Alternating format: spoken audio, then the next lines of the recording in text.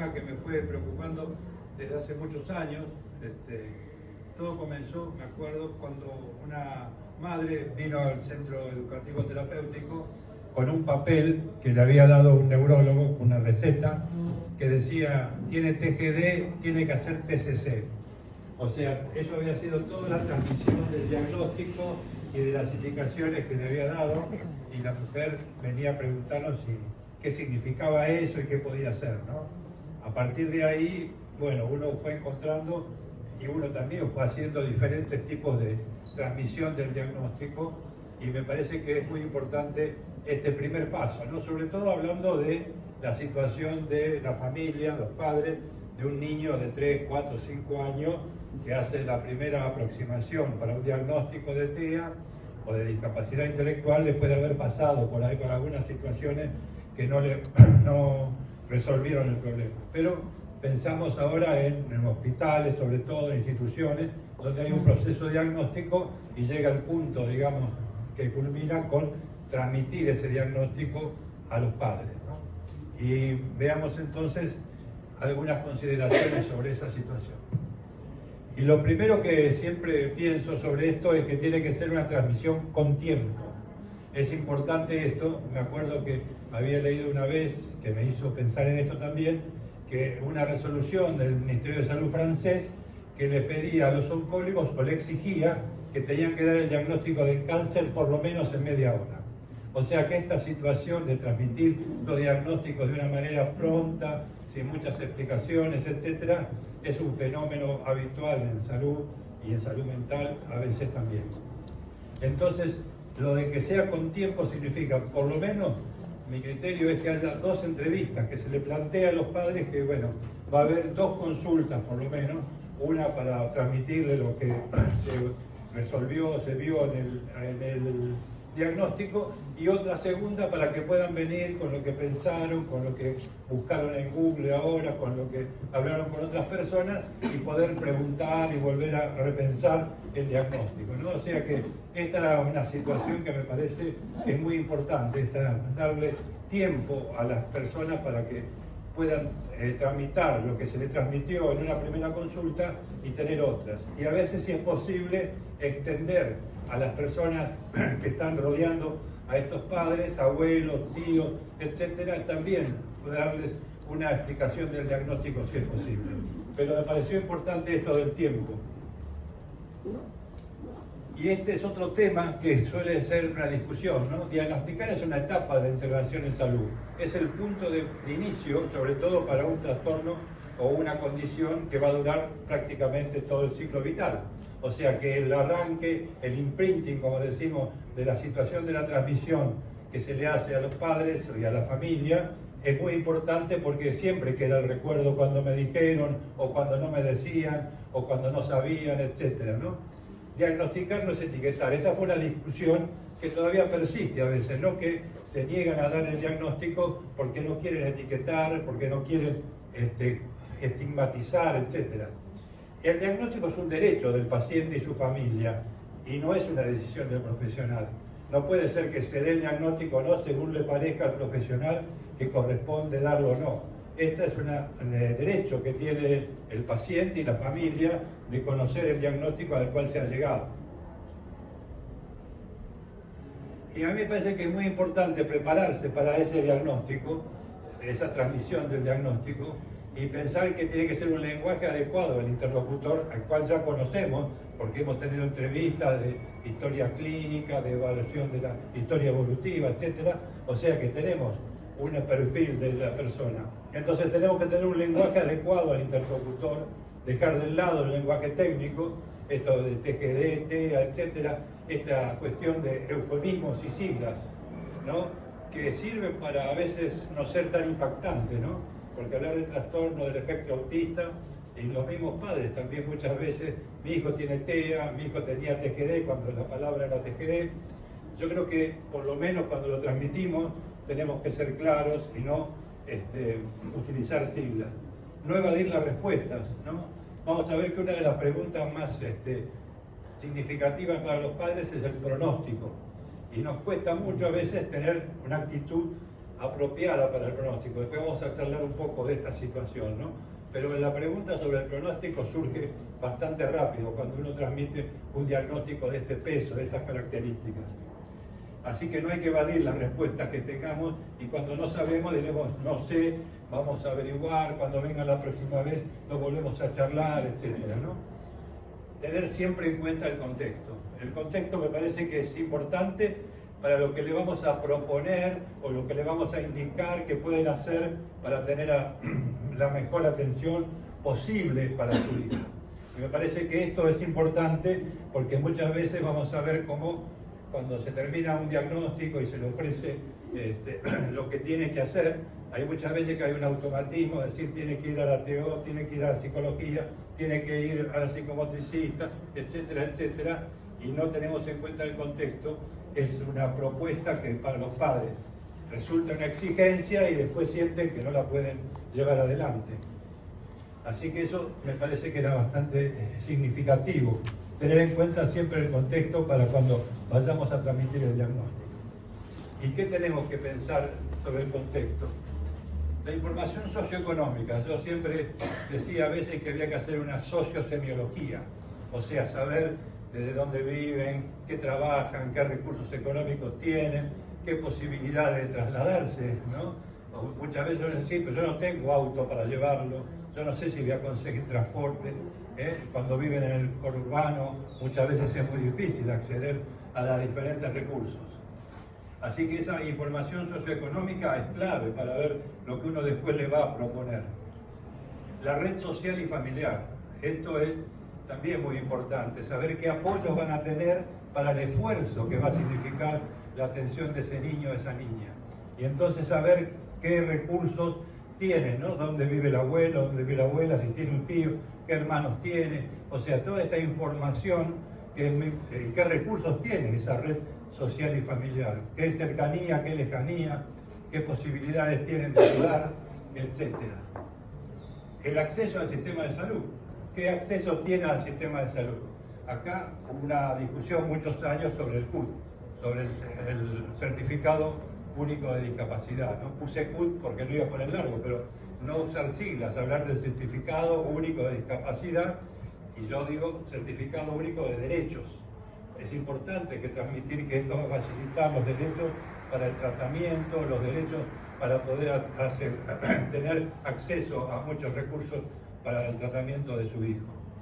Hubo muchas discusiones también sobre el diagnóstico, darlo o no, hubo una discusión muy grande que creo que ahora es menor. Y sobre el certificado hubo muchísima discusión que a veces todavía aparece. Vos querés estigmatizar a tus hijos, algunos que dijeron lo sacás para aprovechar beneficios para vos y no para tu hijo, ¿no? Siempre hablando de la madre, estoy diciendo porque la que siempre aparece generalmente es la madre. Confección familiar, recursos comunitarios disponibles. Siempre estamos pensando, por lo menos muchos de nosotros, en apoyarnos más en los recursos naturales, o sea, en los apoyos naturales, comunitarios, de familiares, de amigos, de conocidos, más que en los apoyos profesionales, que siempre son lejanos o pocos, y lo importante es, ahora hay mucho trabajo sobre mediación de padres, ¿no? Sebastián está trabajando sobre todo por los primeros tiempos después del diagnóstico, para que los padres puedan intervenir, que son los que están mayor parte del tiempo con los hijos. Así que recursos comunitarios disponibles para aumentar la red, ¿no? Siempre es importante dónde viven, dónde hay algún club que puede ser inclusivo, alguna situación de una plaza donde puede buscar que los familiares lo acepten o los vecinos lo acepten, etc. Y esto me parece una cosa que tenemos que tener en cuenta desde el principio. Composición familiar y planes de vida de cada uno. Esto me parece que es una cosa que uno a lo largo de los años va recibiendo, sobre todo las madres, porque terminan siendo las que más se ocupan, que están agotadas porque han dejado su proyecto vital para tratar de ayudar a su hijo. Los recursos que han tenido disponibles siempre han sido escasos o no lo suficientes, y además el pronóstico no siempre es que si te haces mucho va a estar mucho mejor, ¿no? Muchas veces se hace mucho y se logra poco o no lo que esperaban, haciendo el esfuerzo de dejar su proyecto vital. Y están los hermanos, o sea que tienen también estos derechos de su propia vida, de su propio proyecto vital, y muchas veces esta situación de que se ha transmitido que hacer mucho por ese niño va a ser muy importante y la gente deja excluido a los hermanos y muchas veces las madres, es lo que uno siempre ha visto, han dejado su proyecto vital. Y después el otro problema serio es las separaciones. O sea, generalmente los padres se van, no ayudan, no cooperan económicamente, las madres están con esta situación tan difícil. Esto es una situación que vemos, que hemos recorrido y que encontramos casi permanentemente, ¿no? Así que por eso mismo me parece que esto hay que plantearlo de entrada. No dejen sus proyectos vitales totalmente ni traten de ver cómo encajamos dentro de los proyectos vitales de toda la familia las necesidades de este niño, que pueden ser muchas, que pueden ser un esfuerzo grande, pero que no puede, los intereses de los demás es importante. Tienen el mismo derecho a sus recursos y a sus posibilidades. Y los aspectos culturales que muchas veces uno no tiene en cuenta de cuál es el contexto cultural de esa familia y por ahí propone cosas que están por arriba de sus capacidades o de su comprensión culturalmente.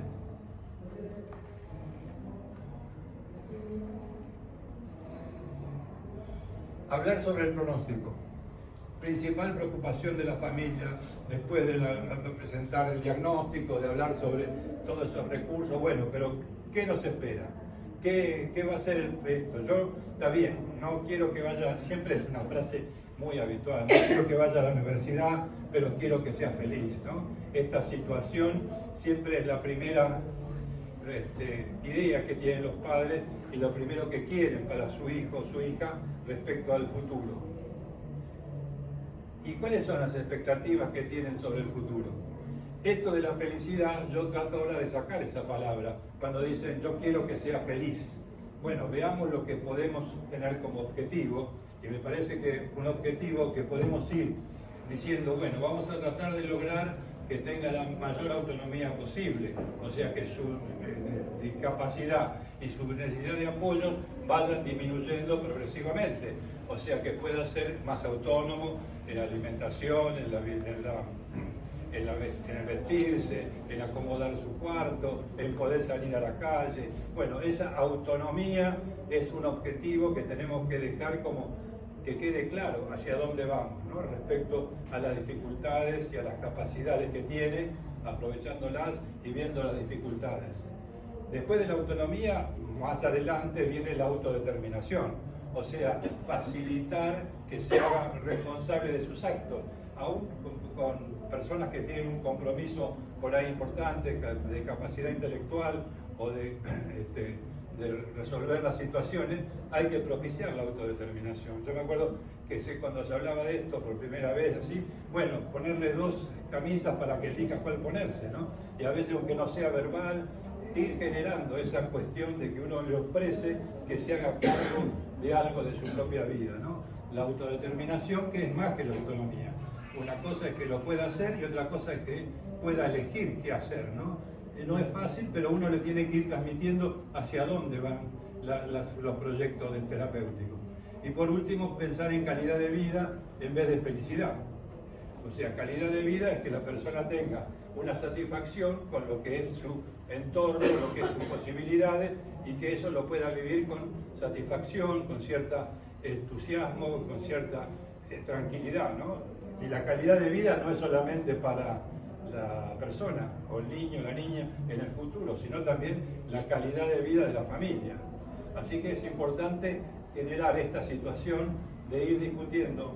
Cuando le preguntan a uno por el pronóstico, plantear que el pronóstico es el camino para lograr estas cosas, que es el camino para cualquier persona común, ¿no? Llegar a la autonomía, llegar a la autodeterminación y generar su propia calidad de vida, con la ayuda siempre del entorno familiar, no es que si uno independientemente de entrada resuelve todo. Pero acá esto es una situación que necesita más apoyo, ¿no? Y esto es muy importante para generar esta situación sobre el futuro. Y como conclusión, porque quería hacer una cosa breve, pero que quede claro lo que creo que son las principales condiciones para transmitir un diagnóstico de una manera apropiada, con tiempo, teniendo en cuenta todas estas situaciones que rodean a la situación del diagnóstico, más allá de que el diagnóstico sea apropiado, que las propuestas terapéuticas estén acorde a todo ese contexto que logramos evaluar para proponerle cosas que sean accesibles primero y que no comprometan demasiado el resto de los proyectos vitales de la familia. Y entonces por ahí decimos, bueno, no hace falta que haga todo esto que aparentemente es necesario, ¿no? Porque uno a veces ve informes, diagnósticos de instituciones donde dan el diagnóstico, dicen helados tanto, esto, y abajo ponen, tiene que hacer esto y esto, ¿no? Casi automáticamente todo lo que podría ser favorable, pero puede ser desfavorable. Primero, porque es una exigencia para la familia cumplir. Segundo, porque puede comprometer proyectos vitales de la familia excesivamente. Por eso es muy importante tener todas estas cuestiones. Y esto para mí es lo que tiene uno que lograr, que es un equilibrio bastante difícil. Porque uno cuando transmite todas estas cosas, todo este proyecto, todas estas situaciones con sus dificultades y eso, mantener la esperanza de que se puede hacer, que por ahí se puede hacer mucho, que por ahí se puede hacer bastante y a la vez tener cierto realismo, porque si no, con las promesas de que todo puede hacer, si usted hace todo esto y mucho más, va a tener muchos resultados y sabemos que a veces eso no es tan así. Por lo tanto, ese equilibrio entre transmitir el realismo de la situación, las dificultades que vienen, las exigencias mayores que hay para la familia que con un chico común, es importante y a la vez mantener la esperanza, o sea, que la transmisión permita mantener esa esperanza para que la familia que estaba arrancando, el diagnóstico es un punto de partida, ¿no? Así que está arrancando y por lo que escuchamos muchas veces en las historias de personas más grandes, de familia, siempre hay un imprinting muy fuerte con el diagnóstico y así que me parece que es mucho para tener en cuenta. Así que esto es a veces lo más difícil en la transmisión, ¿no? No ser ni demasiado exitista, ni promesas que no tienen mucha importancia con tal de que estén un poco más contentos y el realismo que no sea exagerado y disminuya las cosas. Bueno, muchas gracias.